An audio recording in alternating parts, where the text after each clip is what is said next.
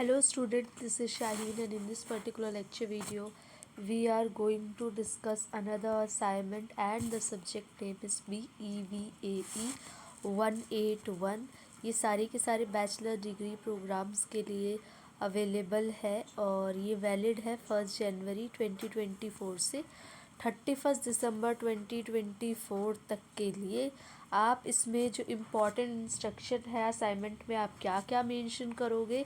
You have to mention roll number, name, address, course code, title, assignment number, study centre, date और कुछ important information है कि आपको full slab size writing paper available करना है जो कि बहुत ही पतली क्वालिटी का ना हो। आपको 4 सेंटीमीटर का मार्जिन लेफ़्ट से टॉप से बॉटम से अपनी शीट पे छोड़ना है। आपको अपना आंसर बहुत ही प्रिसाइज वे में लिखना है, बहुत लंबा चौड़ा फालतू की बात उसमें नहीं लिखनी। आंसर शीट उसी टाइम पे एक्सेप्ट हो जाएगी। We strongly suggest that you retain a copy of your answer sheet. क्या बोल रखा है कि आप एक कॉपी अपने पास रखो, मतलब in case you loss the assignment और ऐसे भी सिचुएशन हो सकती है तब।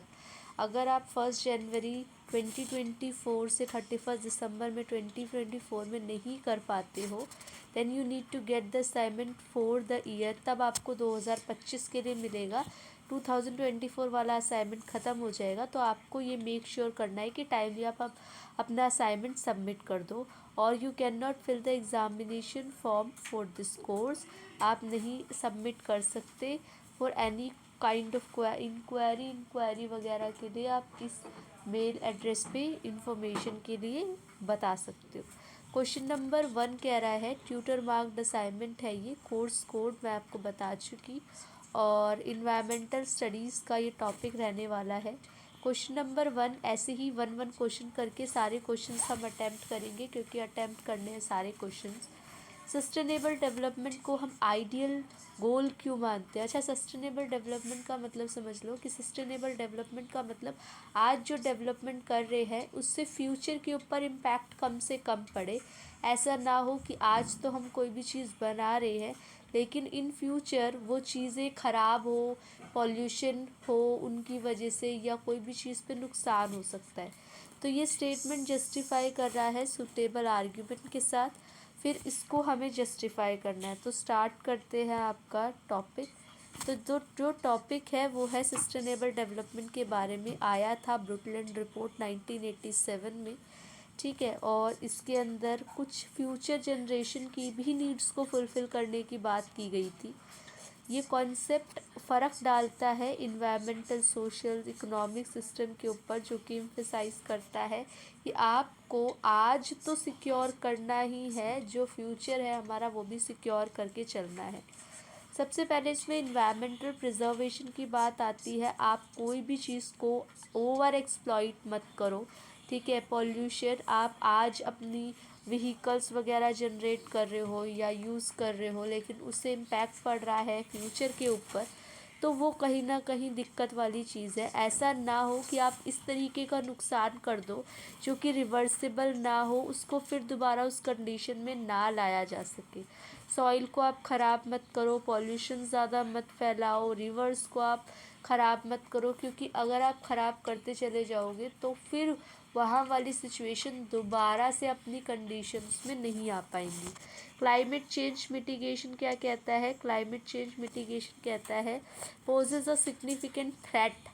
क्लाइमेट का बदलना आप देखते हो कभी भी एकदम से मौसम के अकॉर्डिंगली, जैसे कि जो विंटर का एक सीज़न हुआ करता था या समर का एक पर्टिकुलर सीज़न हुआ करता था, अब फ्लक्चुएशंस आने लगी है उनके बीच में।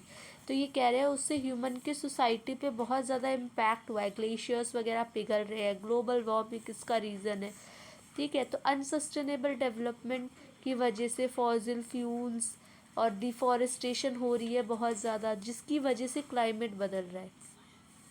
Bye prioritising sustainable development, society को कार्बन फुटप्रिंट के बारे में समझना पड़ेगा और इस रिस्क को कम करना पड़ेगा।